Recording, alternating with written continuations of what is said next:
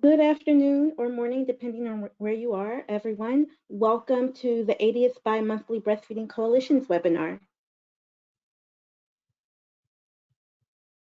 My name is Nikia Sankofa. I'm the Executive Director of the United States Breastfeeding Committee, and I'm so glad to welcome you to today's webinar session. This series is jointly hosted by the CDC's Division of Nutrition, Physical Activity, and Obesity, and by the USBC.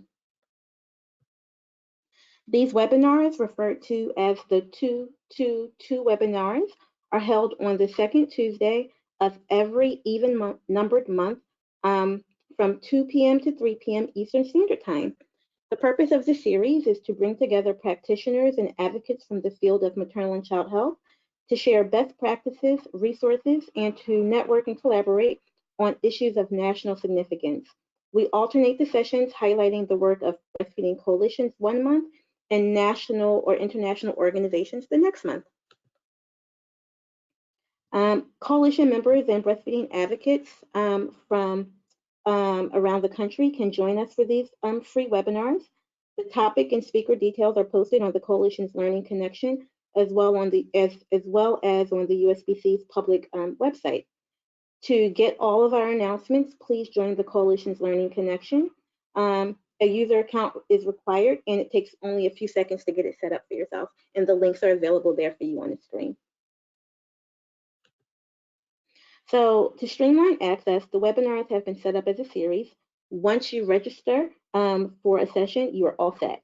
You will receive reminders before each webinar with the topic, the speaker details, and we understand that it's not possible for you to attend every single session in the live format in the midst of your busy workday, so it's easy to access all of the archive recordings. The webinar presentation handouts and video recordings of this and past sessions can be found on the Coalition's webinar page, and you can find the link in the chat box. To link to the link to the webinar page is also in our webinar confirmation email. So let's take a look at the next slide. Sorry. This is how you would go to the 222 tab under Coalitions in order to get set up to access these webinars. So for today's session, all participants are in listen-only mode. We will have about 15 minutes for questions and answers at the end of the presentation. However, we hope that this session will be interactive as possible despite the virtual format. So please share your insights and questions throughout the presentation. We are collecting those and we will share them with the presenter at the end. And so, how are we going to do it in terms of accessing your questions? And so go to the control panel on the right of your screen. If you don't see it, it may be minimized. Click on the orange tab and it will pop back out. If you scroll down below, below the audio section, you'll see a tab for questions. When you click on it, it will open a box for you to type in. Let me see if I can show you mine. So here's my little orange tab, and then here's the box of questions. And so you can feel free to put them in.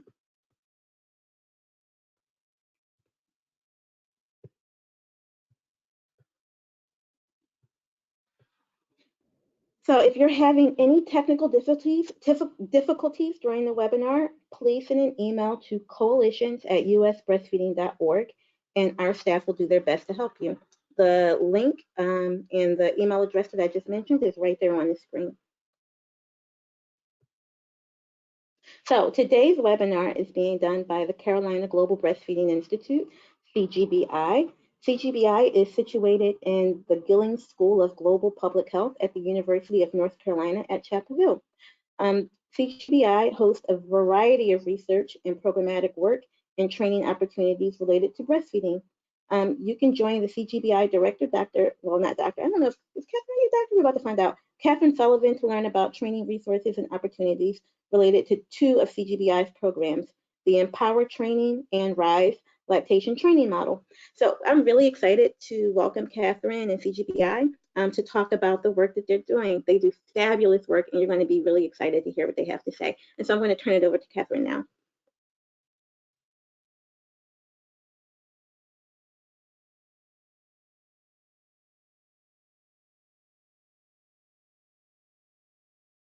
Good afternoon or morning. As Nakia said, thank you so much for having me today. I'm really excited to talk with you about just a few of the things that we're doing at CGBI that will help you all in your communities if you choose to work in these areas. So the first thing I want to do is just talk about disclosures. I think it's really important to talk about where you are getting your funding from. So we are in a state agency, so we are in a state university in North Carolina at the University of North Carolina at Chapel Hill. However, we do not receive state funds for the work that we do. So we are pretty independent, even though we're a part of our department. We work on grants and contracts and also receive funds from donors that we screen pretty rigorously to make sure that we are not accepting funding from those that violate the WHO Code of Marketing of Breast Milk Substitutes. Another disclosure that I have is that I am an inventor on the couplet care bassinet, which is an unlicensed UNC invention. It is not discussed in this presentation. However, I like to make sure that people know that as an inventor, and CGBI would be eligible for royalties in the future if this is ever successfully commercialized. So we have been told that that's something that's very important to share, although we will not be talking about that product today. The other thing I like to do is acknowledge the operational space in which we work. So, presenting in February during Black History Month, I have mixed emotions about that. I'll be sharing a project that very much impacts communities of color, but I think it's really important to acknowledge that the operational space in which we work here at UNC is a very privileged space. We are the first public university in the country to open its doors. We have not missed out on all the controversy around statues and really growing from our history and trying to make change and embracing inclusion and diversity in the work that we do.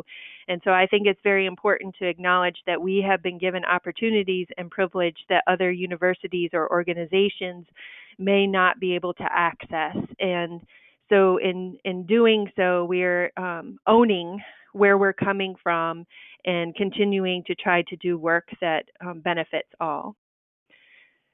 So we started in 2006, and Dr. Miriam Labach at the time worked for UNICEF, and she was the first faculty member to come on to CGBI. She was brought here specifically to start the institute, to really grow the institute over time. She started out with some master's students who then became employees, and we have grown since that time. And we work in a lot of different areas. We work in the space of training, research, and service, and we do that in the focus areas of breastfeeding, birth spacing, and birth practices, so optimal maternity care practices.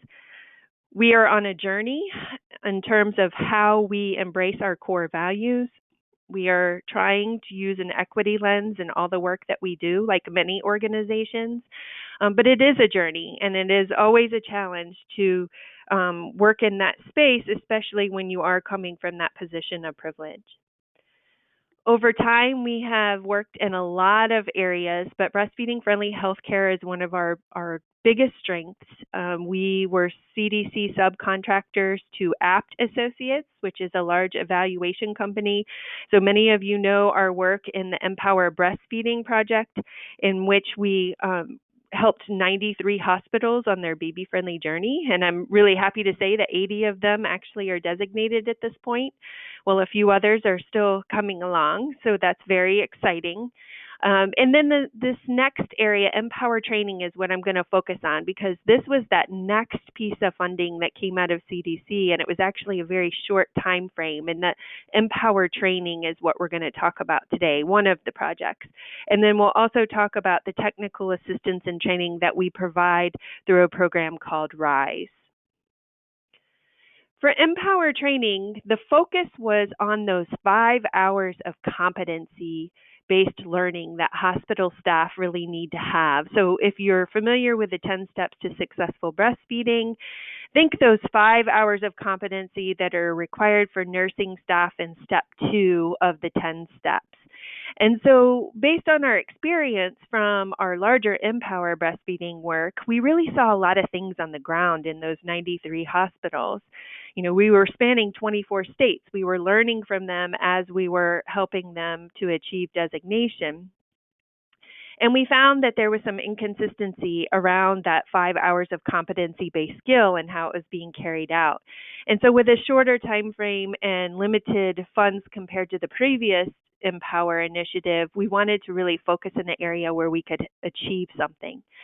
So Empower training was aimed at improving the capacity of the hospital staff to implement the evidence-based care and make sure that we were doing that in a safe way. It was to provide hospitals with materials and resources that they needed to create sustainable training plans that would be long-lasting, well beyond the end of the project. And we provided ongoing technical assistance to support that implementation of the plan. This project was funded from September of 2017 to August of 2019, and I will share with you kind of what occurred during that timeline. So in terms of our project goals, we wanted to make sure that every hospital that we worked with had an individualized training plan and how they were going to carry this out. So our goal was 100% of hospitals would have a training plan, and that in that time frame, over 80% of the maternity staff in those facilities would complete the training. And then we also wanted to look on some ongoing measurement of metrics related to the 10 steps with a primary focus on step 2 and the safety principles for quality improvement purposes. So we wanted to measure, were they changing how they were practicing? Because that was very important to us. The Empower training team consists of 3 organizations.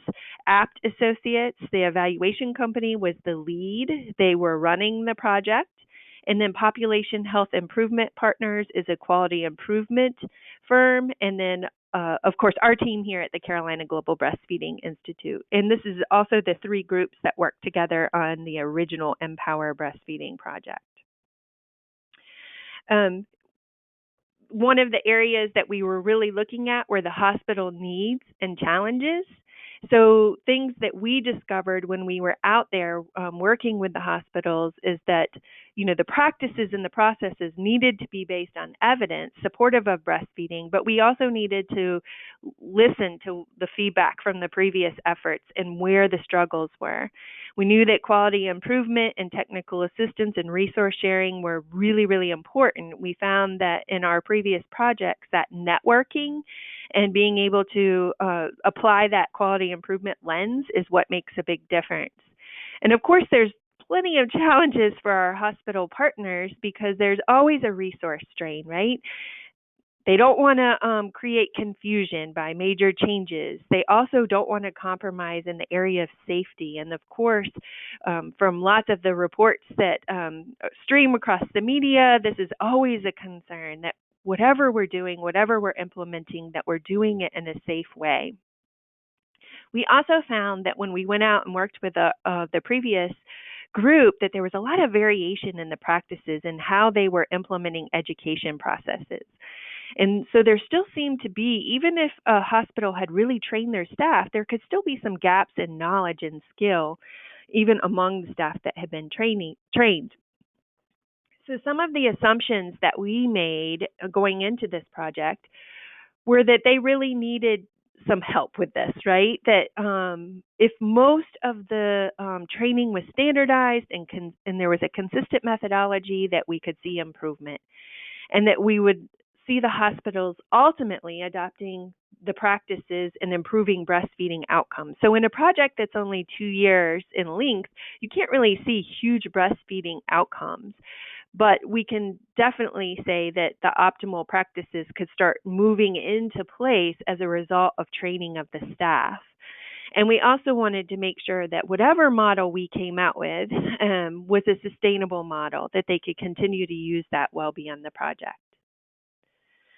So for our methods, we enrolled hospitals to actively participate. And how we did that, many of you probably remember this. We hosted recruitment webinars for both outreach partner organizations and for interested hospitals. So interested hospitals who had heard about the previous Empower project were very interested, thinking it was going to be the same thing. And then we had to refocus that and share with them we were really going to focus on those 5 hours of competency.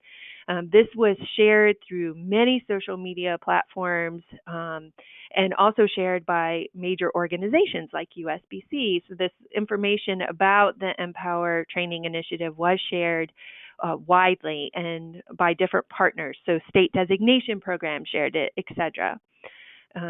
Once the hospital had completed an application and met all the criteria, they signed an agreement to participate over that 2-year period of time. So our next step was to create the materials and resources that would have that consistency to help create templates for hospital-specific training plans around this, and then to actually host regional training meetings. And so we had 89 hospitals from all around the U.S., and they attended one of the regional Empower training meetings. And 87 of the hospitals successfully completed the training. So a couple signed up and then weren't able to come. We provided ongoing technical assistance, which I'll talk to you a little bit more in a few slides. And then we monitored progress towards their training goals throughout the process. Okay, so the first thing was to develop this monster manual. So we felt that a train the trainer concept was going to work a lot better than if we just sent out a training manual or just had a training manual that was specific to just hospitals running it on their own. We really needed to develop a train the trainer manual and process for this. And I have to really give kudos to our team, Kathy Peria, Julia Borg, and Gigi Lawless, because they spent countless hours on working on this training manual with our improvement partners, colleagues. But really the impetus and the work behind the training manual was on our team, and they did such a fantastic job because it's huge. And so one of the things that we had to do was make sure that facilities were doing a self-assessment to explore what resources and processes they already had in place, because in this project we were actually accepting hospitals that were already baby friendly, but maybe they needed to shore up that 5 hours of competency training. So they did it, but maybe it wasn't consistent. And so we wanted to make sure that they were looking at the existing resources that they already had. We also created a training plan template for them that would help them plan and implement. And then we had a training tracker, which was a data collection tool that the facilities could use to track their training progress. We had a lot of fun. We went out to 4 different places of the country, to Alabama, Texas, Missouri, and North Carolina, and we did regional trainings. And I'll share a really quick, funny story. When we went out to Kansas City, Missouri, my luggage opened up on the conveyor belt, and out popped the plastic breasts onto the floor in the airport, and people were surrounding them and staring at them, and I didn't even realize that my bag had opened, and someone tapped me on my shoulder and said, ma'am, I think you lost something there on the floor. So we had a lot of fun, even though we were doing really good work. There were just so many things that happened across these travels. And we worked with hospitals, and we had them bring 2 to 5 members from each of their facilities to be those trainers that we were going to train. And we trained 222 people from 87 hospitals. We trained them on the manual, the materials. We participated in interactive activities. We had them do some role play, some sim labs, and they really learned a lot about how to roll this out in their facility, but also how to be a trainer rather than a bedside clinician. In terms of ongoing support, we assigned a coaching team consisting of a breastfeeding content expert and a quality improvement expert to each of those hospitals. And they held cohort calls, so groups of hospitals together. And then we had all hospital webinars on a quarterly basis. We provided just-in-time TA, so anytime a hospital needed technical assistance via email, phone calls, webinar, they were able to access those coaches for that. And then they had access to the platform for resource sharing, progress reporting, and collaboration. In the area of tracking, there were a couple of things that we wanted to track. So we wanted to really measure our progress throughout the initiative. So we looked at training completion rates. This was a required measure. And then if there were any changes in some of the maternity care practices, this was an optional measure. Because ultimately, we were trying to get people trained in those competencies. They collected data using those tools that we had created and provided to them, and then they submitted quarterly their data via that sharing platform so that the coaches could review it and provide them with very detailed, individualized technical assistance. We also collected information on the hospital profile to assess safety policies and procedures, and we collected this via a survey at the baseline, midpoint, and end. So now I'm going to share the results with you. So 81 of 85 hospitals actually met or exceeded the goal of 80% trained, which was amazing. We also looked at how many total staff were trained through this train the trainer model. So in a year period of time, basically from August to the next August, 3,719 staff were competency trained in this 5 hours. And the average for a facility was that they actually had 85% of their staff trained after the initiative, which was absolutely amazing. That other piece, that hospital tracking, where we wanted to see were they making changes within their the work that they had been doing. And I just want to point out a few areas where we had some pretty big change. So down on the bottom is there currently a standard process for staff to educate caregivers about safe infant positioning? At the beginning, 62% said yes, but at the end, 93% said yes. So we saw improvement in all of these different areas about methodologies and what the facility already had in place. So this was really positive impact to see that they were thinking about safety, and maybe they hadn't been thinking about it in the same way. So one here is, does your facility currently have a method for consistent documentation of safe positioning during skin-to-skin care? And at the beginning, only 23% actually had any methodology for consistent documentation. And at the end, we almost doubled that number of the ones that actually had something in place. Additional areas where we saw improvement, pretty much every area we saw improvement. So were they using evidence-based protocols for supplementation? That went up. Were they systematically eliciting patient feedback on safe implementation? A lot of them had not been doing that at the beginning, and we saw that improvement over that 1 year. In terms of just some of the quotes I wanted to share, the train the trainer was invaluable by teaching us how to do the skills checkoff. We were able to then accomplish this with our nurses and had some fun along the way. And that was really important to us is, yes, we want everyone to be competency-based trained, but we don't want it to feel like a chore. We want them to have fun in their learning. The references and links for education provided evidence-based teaching tools that helped overcome the barriers we had with rooming in and skin-to-skin contact. We used your safe positioning guide to create educational visuals for all our postpartum rooms. So we saw some really exciting change that occurred because of the project. So thinking about short timelines, Our planning phase was September 2017 to March 2018. The recruitment occurred from February of 2018 through May. We did our train the trainers in July and August, and then they hit the ground running. So from August 2018 to the beginning of September, that's where all that impact happened. All those hospitals dedicated their time and knocked out those 5 hours, which is just incredible for the timeline, just thinking about how large some of the hospitals were. Some of the challenges and opportunities that we faced: there were lots of facility mergers and acquisitions. I'm sure you have all experienced this if you've been working in the maternity care space. Just the amount of turnover in larger systems buying up smaller hospitals, and then you're having to kind of resell this idea of why this training is important and why we should invest staff time in that type of training.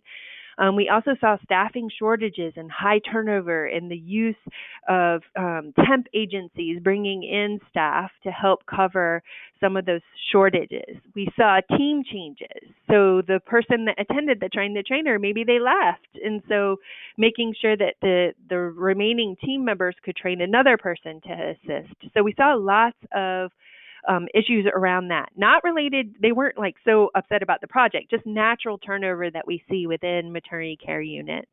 And then I think the other big challenge was thinking about didactic versus skills-based training concepts. When we're doing the trainer around some of the skills and demonstration of skills at the bedside, there's always this need to feel that you also have to do the didactic education at the same time.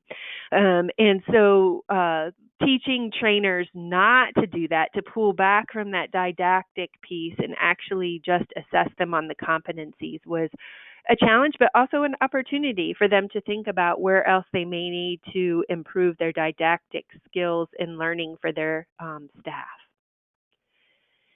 The exciting thing about this project is that one of the deliverables for us, was to deliver this kind of product that others could access, because we weren't sure if there would ever be ongoing funding around this. So what has happened is we now have access to the Empower Training digital tool, and it's through the CGBI website. And you can pull that up and look at it right now if you want to. But there's a series of modules on Empower Training. So there's an overview of the project, there's an introduction to the digital tool, and then there's getting started and planning to implement your training. There's an overview of the trainer manual, an overview of learning activities and skills and simulation labs.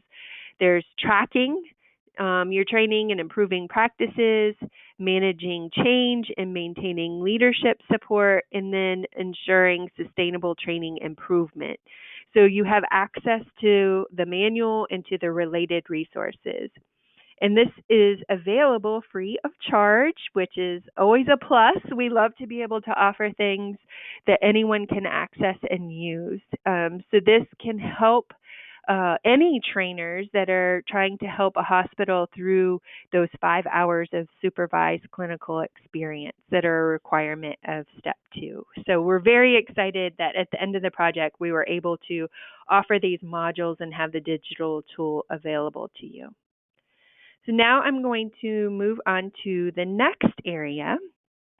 So the RISE program is a lactation training model, reclaiming, improving, and sustaining equity.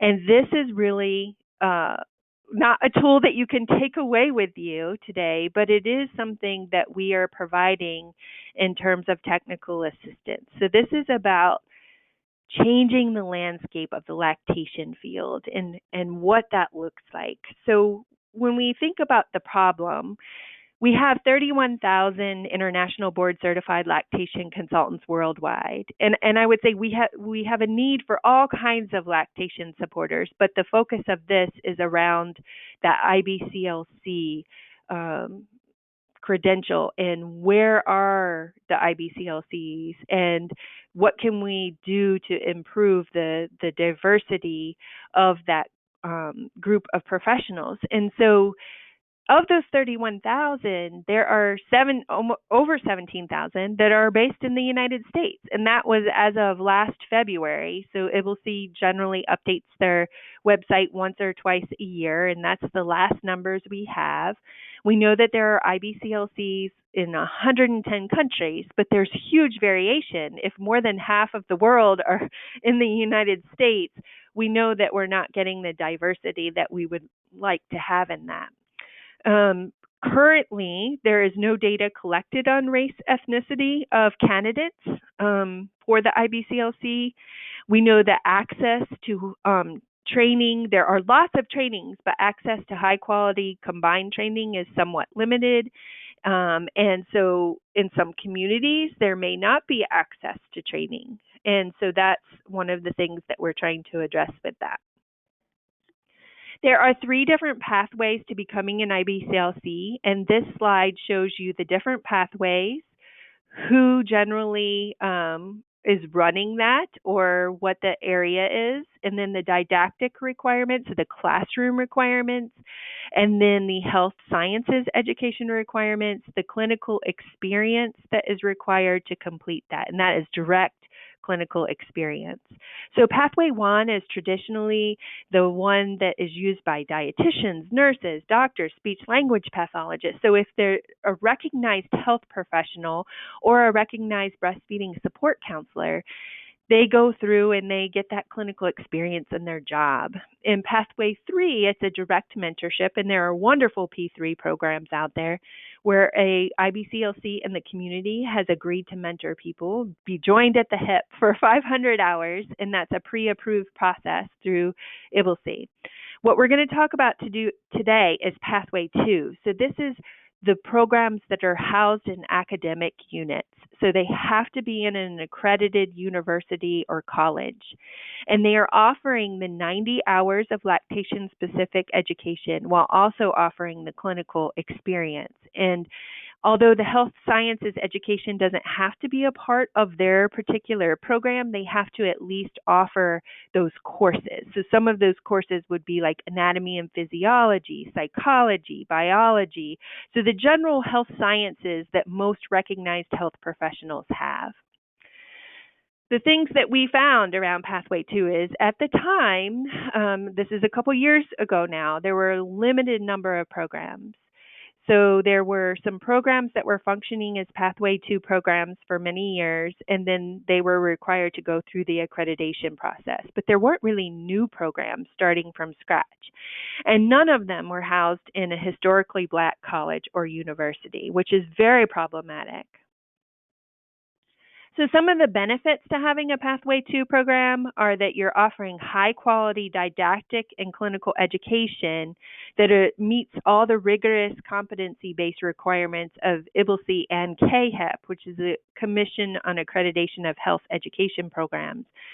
Those students are receiving those things at the same time, so it's integrated. And they're also receiving quality mentorship from mentors that have been selected for their expertise and have been in the field, many for a very long time. And it attracts those in the community that may want to continue their education after they go through a P2 program. So we have some individuals that maybe came from a teaching background and then had their babies, got help from a lactation consultant, got really excited about taking that dive into the field, and then they decide, and I want to get my master's degree or my doctorate. So it really can help push people into additional fields. It helps feed the local community with professionals that can serve in that same community, and it builds relationships with community partners and potential employers. The current accredited Pathway 2 programs are listed here. We were the first program to go through the process, and we are up for our reaccreditation in the next cycle, the next year. And so these last 3, Johnson C. Smith, Georgia Northwestern Technical, and Henry Ford, kudos to you all, because you are the programs that started from scratch. These other programs had some type of lactation training before that accreditation requirement came down. So they were already running, they already had students, but these new programs are starting from bare bones. So we're very proud of those schools that have made the commitment. To give you a little bit of history, our program is called the Mary Rose Tully Training Initiative, and that was founded by Mary Rose Tully, and Dr. LeBach was the director of CGBI at the time, so she fully supported Mary Rose moving forward with this program, and it started in 2009. The first class completed their year-long training in 2010, and unfortunately, Mary Rose passed away with her battle with cancer before that first class graduated. And we feel like she would be so proud of where the program is today. There were just 6 students in that first group. They went to one main clinical site.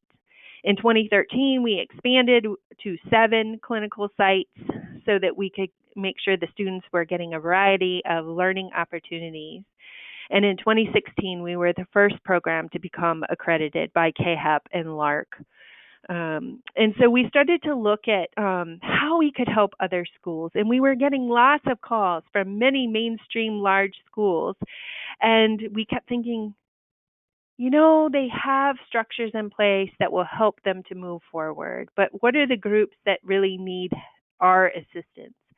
In 2017, we took our first international student into our program, and now we have several international students, but it is a process when you're also accepting global students, not just regular domestic U.S.-born students, because there's a lot of other things that have to be in place to make sure that they can do clinical experiences in the U.S. In 2017, we began mentoring Johnson C. Smith University in Charlotte. It's a private HBCU. And we started mentoring them about this process. Their group, Queen City Cocoa Beans, their partner, and Johnson C. Smith were asking us a lot of questions, and we felt like we needed to do something to help move them forward. And they, new programs need structure. They need help with funding to get started. And so we have been in that process of helping them, and I'll share a little more about that as well. So this is our model, very much very Kellogg oriented, because our funding is through the Kellogg Foundation. CGBI has been first food field builders for Kellogg for many, many years, and so we really refocused our efforts on workforce development and supporting programs to create sustainability within their communities, to employ, to work on poverty issues, to put lactation consultants into communities of color with people that are sharing and living that same experience and will connect better with the families that they serve. So some of the benefits of a school or university seeking our assistance is that we do kind of hold the hands of the program and help them set up everything about their program, even deciding where that program would sit within a university. We work with community engagement and making sure that those mother-to-mother support groups are plugged in and that they are able to support that program and offer experiences for the students. We have a platform where they can share their materials with each other. We do marketing for the programs. We provide a startup package for those universities to get through that first year until they have tuition streaming in. We provide mentorship to program staff, and our partner, NAPLC, provides professional association membership for the students. They help with the marketing. They actually go out with us on visits to really recruit schools in this process. In terms of the benefits, just to give you an idea of what the startup package looks like, we base this on what we knew were the costs within our own program. We were in the red for many years until we got our volume of students up. And the way our structure sits, we don't get a lot of the tuition money, so we had to work around that. And so we knew that new schools bringing on a brand new program, we're going to have some kind of startup funds committed to help with that. Our first year, we really focused in on Johnson C. Smith. We began the process of kind of courting North Carolina A&T, which is one of the largest HBCUs in the country, and they're a land-grant university in our state. So those are the first two schools that we've been working with, and we are now in recruitment phase. We really want to focus where Kellogg wants us to go, which is the Southeast, Southwest, and possibly a Midwest South school over the next few years. For Johnson C. Smith, just kind of show you what a timeline looks like. We had tons of meetings with the team and helping them with their self-study report and what that looked like and how to set up their program and how to get the classes approved through their curriculum committee. And then in October of 2018, they submitted their self-study report. The LARC board finalized the process for new programs in December, and they received feedback at Johnson C. Smith about the things that they needed to fix and improve before their site visit. So we met with them and helped them prepare for that. We did a preparation visit. We provided training to clinical preceptors. We want to make sure that we were putting students in safe spaces where the culturally humble care was being provided, and that the preceptors realized that in their very white dominant space that they needed to adapt to the students that would be coming into their facility for learning. The LARC board did their site visit or LARC members did their site visit in March, and KHEP voted to accredit the J.C. Smith program in May of last year. And they accepted their very first class this fall, and they are doing wonderful. We actually had their class come join us for equity training sponsored by the Racial Equity Institute out of Greensboro this winter. So we're trying to look at collaborative ways we can continue to work together. This is the J.C. Smith website. It's a certificate program. They're housed in the Metropolitan College, so I want to make sure you had access to that. Some of the lessons we learned in this process: the revised process for new programs and making sure that we understood the expectations. It was very different than when we went through, and so we had to revise our technical assistance a bit to make sure that we were giving appropriate TA to those programs. Expect delays. There's always delays in terms of being able to get a course through a curriculum committee. So you might want to start tomorrow and have students coming in, but it is a lengthy process, and we should expect delays and plan for those delays. It's really important to have a good understanding of process and make sure that the leadership of a university is at the table and engaged in this process. It's very important to bring their advancement office in to make sure that they are understanding how to continue the funding beyond this grant. We realize no two programs will ever be exactly the same. So we can replicate and share many of our materials from our program, but it may not work depending on the setting. We also learned that we had to define those work responsibilities and who was going to do what in terms of responsibilities around the accreditation process. And then making sure that we're discussing that sustainability plan from the very start. The last thing we want are for programs to start and then have to stop because they don't have that flow of funds. So helping with writing grants and helping them to continue their program is very important. This is our website at UNC, our CGBI website, breastfeeding.unc.edu. And if you want to know more about the RISE lactation training model, you can click on that box and it'll take you to the page. And then there's information about the project and where we are moving with schools. And then there is a RISE Lactation Training Model Institute interest form. So if you are associated with a HBCU or a university or a community college that predominantly serves communities of color, and you think you're going to be interested in a Pathway 2 program, you can complete that interest form. And that is kind of the entry for us to be able to reach out to your school and work with you about whether it's appropriate for you to join into the RISE program. I've also provided some additional resources, which are the KHEP standards for lactation programs, so that you understand all the competencies and the standards that have to be in place for a program, the LARC website, the IBCLC website, and then our CGBI website. And now we can open it up to questions. This is great. I think that was a really wonderful questions screen, so I think that we should keep it up. Okay. Uh, First of all, thank you so much, Catherine. And I need to apologize because I didn't read this really awesome bio that talks about who our presenter is. And so I'm going to read it right now, giving everyone an opportunity to really, really deeply digest everything that you shared about the awesome work that's happening and coming out of CGBI. So make sure that you're putting your questions in to the questions tab right now, and I'm going to read about Catherine. So I am delighted that our presenter today was Catherine Sullivan, MPH, RD, IBCLC, FAND, who is the Director and Assistant Professor at the Carolina Global Breastfeeding Institute, which is housed in the Department of Maternal and Child Health at UNC. Catherine leads CGBI's programmatic efforts in the areas of breastfeeding-friendly healthcare, childcare, communities, and in lactation training. She has served as CGBI's principal investigator on the core leadership team of CDC's Empower Breastfeeding Initiative and leads Enrich Carolinas and Rise Lactation Training Model, which is reclaiming, improving, and sustaining equity, which you've already heard all about.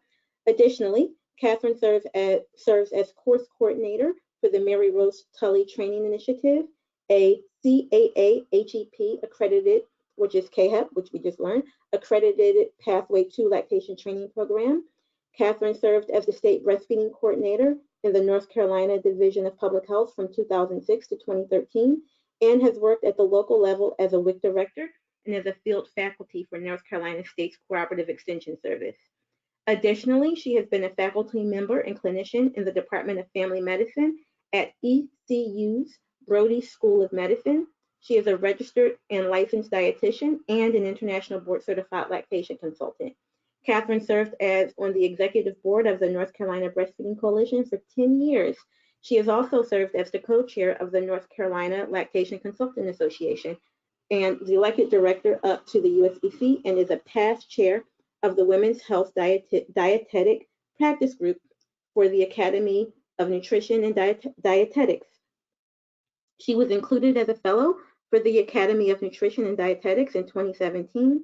Catherine is a frequent invited speaker with over 100 presentations in the area of lactation training, maternity care practices, breastfeeding advocacy, and nutrition.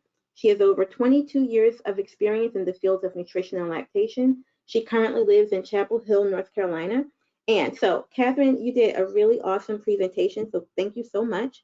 And thank you for all of the work that you put together and putting together this awesome content. And I also really deeply appreciate that you're centering us on the fact that we're at the start or midway, I guess it's already February 11th, through Black History Month, and for really anchoring us in this idea of where this work is happening, where it's coming from, and your organizational or your project's commitment to doing equity work in this field. And so as we're thinking about that, one question that has already come in that I'm curious about also is, especially it's kind of clear to see those connections as you're doing this work with RISE, but when we're thinking about the Empower work, how was an equity initiative kind of built into that? And in particular, when we look at baby-friendly hospitals, was there any intention of really ensuring that we're building the network of baby-friendly hospitals as a part of this training within communities where it's not necessarily as well saturated? Yes, yes, absolutely. So, when we are in that recruitment phase and we're actually looking for high hanging fruit, not low hanging fruit. So there was some thought to that to make sure that we were focusing on hospitals in areas that with the highest needs, and not just selecting the ones that were doing great and really had access to resources and wouldn't need our help. So that's one piece. The other piece is that in the Train the Trainer, we actually talked about that. We used it in the case studies. So a lot of equity stuff was built into those. Now, the focus on the deliverables for that project did not specify that it needed to have an equity lens, but that's what we do in all of our projects. And for our team, we're on this, as I said, we're on this continuous journey. We have had multiple trainings. Everybody kind of has a piece in their professional development plan. within our team to make sure that we are growing and changing and learning. And so we apply that in much of what we are trying to do. Do we do it perfectly every time? No. But we are actually trying to actively work in that area and making sure that we're paying attention to that. So within that training, we had it built in, the train the trainer. It was pretty interesting learning experience for us too, because we're living it and we're training in it as professionals and making sure that we are being open to learning. And it was interesting to see the response from some of the hospitals when we started talking about chest feeding language, and we started talking about what it means to address those issues and how to provide culturally humble care. And for many of the individuals we were training, this had never been on their radar to even think about how they were assessing the competency of their staff. And so that was definitely an eye-opening thing that occurred when we did the in-person trainings. And I think it started to just touch the surface and put it on their radar. And since then, all our additional work, we just continue to grow from that. So we take each experience with a program implementation and learn from it and add and grow, because we know that we're coming into it from a privileged space, and we want to make sure that we are owning that and that we're growing. Thank you. That's a really interesting feedback. Another question that's coming from the audience is, we know that a lot of hospitals really struggle around step 10. Step 10, I'll add this part for anybody who doesn't know, is really about, and maybe the steps have changed because I don't know, about really making that connection from within the hospital back into the community. And Right. so as you're doing that work, how did you kind of do the equity piece as you're looking at that component? Sure. So within step 10, that's where you're looking at your community resources. So I'll just preface that Empower training was just focused on those 5 hours of competency training, but in our work in our Enrich Carolinas project, that is very much a piece of what we are focusing on, and making sure several areas, making sure that hospitals are connected in with their community, and that they're public health partners and housing and urban development. We want them to think out of the box about who they're bringing to the table when they're trying to implement the 10 steps, period, not just step 10. That they're bringing all of those people to the table, that they are listening to the voices of mothers and not just the wealthy mother served at their hospital, that they're listening to all families that are being served by their facility. So that's one piece. And then also in our Enrich project, we're really rolling out what it looks like to address emergencies. So the Enrich project is focused in North and South Carolina, where we are, Hurricane Alley here. And so, we're really thinking about what's called life support, run by Dr. Palmquist, which is lactation and infant feeding and emergencies, and that we're addressing the issues that happen with families that are living in vulnerable flood zone areas of our states, and where they might not be getting the best care, and they may be drop shipped formula without safe water and things like that. So that project really encompasses a bigger kind of compass of looking at equity within each of the 10 steps and beyond. So what happens after they leave the hospital, and what does it look like to be in a breastfeeding friendly child care setting, and raising those issues around bias up with the people that we train. So all of our learning collaborative meetings that we hold, we have equity training within those.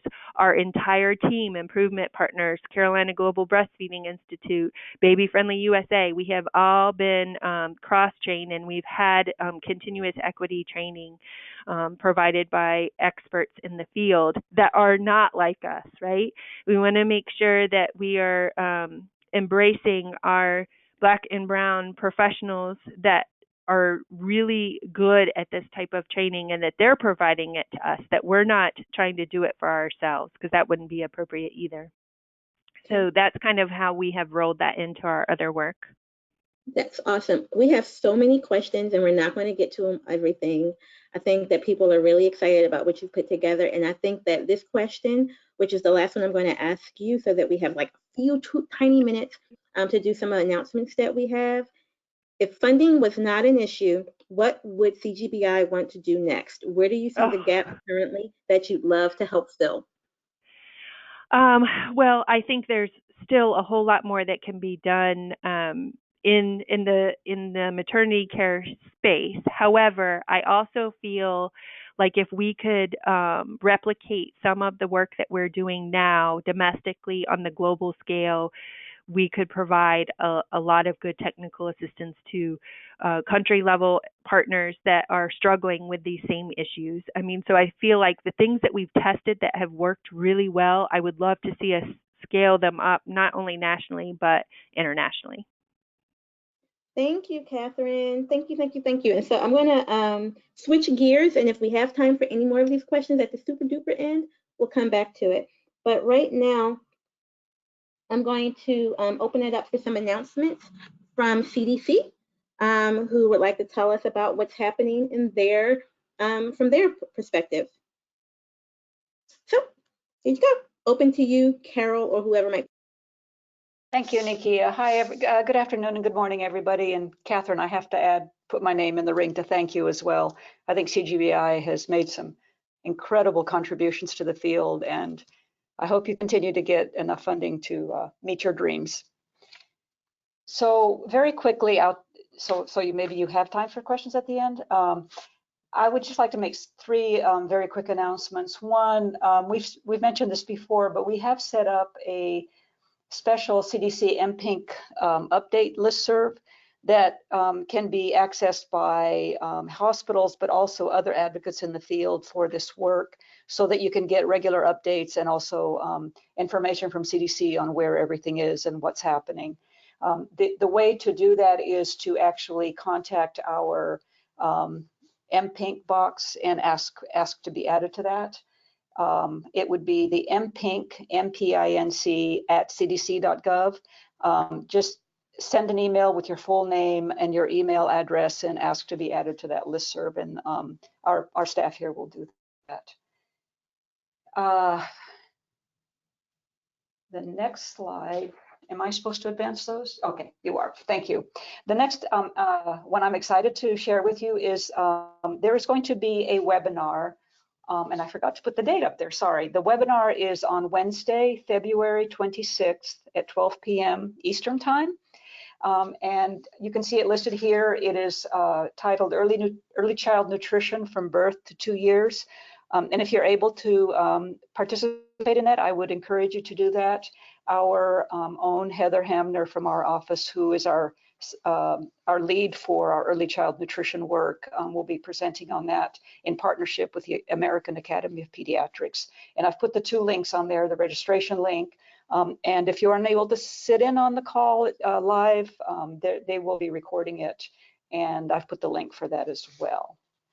And then last but not least, I know you probably have questions about this. With the increase of the coronavirus response from the United States here in the US and across the world, I would like to say that we have been asked to provide expertise in terms of figuring out if there is some type of guidance that we can give to families around the coronavirus should it increase here in the United States.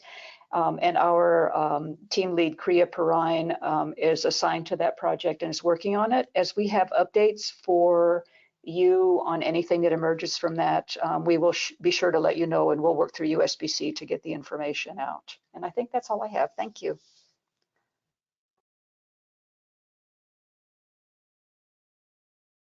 I'm busy chatting on mute. Did you guys know I was on mute and I was busy chatting? Okay, I was on mute. So thank you so much, Carol. We appreciate your updates. We have a few updates from USBC about upcoming webinars and about our about the upcoming webinars and about our conference. I'm going to turn it over to Camille to talk about the conference. Excellent. Thanks, Nakia. This is Camille Abbey. I'm the Events and PR Manager here with the USBC. Wanted to let you all, remind you all that we have our call for presentation proposals for the upcoming June conference. That link is open. We are hoping to have a robust attendance from all across the country, from national, from local, from state coalition, from individuals. So we really would invite all of you to consider submitting. That deadline is coming up. It is the 16th, but I'll tell this audience of a few hundred that we've left it open through the 17th because that's a holiday. So y'all have a little bit extra time and you already know that, but nobody else does yet. So you have an extra day. We hope you'll submit. Along with that, the award applications are open. Now that doesn't get an extra day. That closes up on the 16th, but the application takes about 5 minutes to complete. So if you know someone who's a great candidate to come to the event, but may not, but hasn't been there before, or is doing great work in their community, please take a look and have them go ahead and submit for an award. Those again close on the 16th.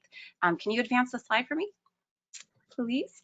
Awesome. 2 other things to let you all know, actually 3. One is that marketing information is also available now on the website. So you can take a look for your organization, for your coalition, and see what's out there. We have, of course, advertising, promotions, exhibiting, sponsoring at all different levels. They're tiered based on the price, the size of your org.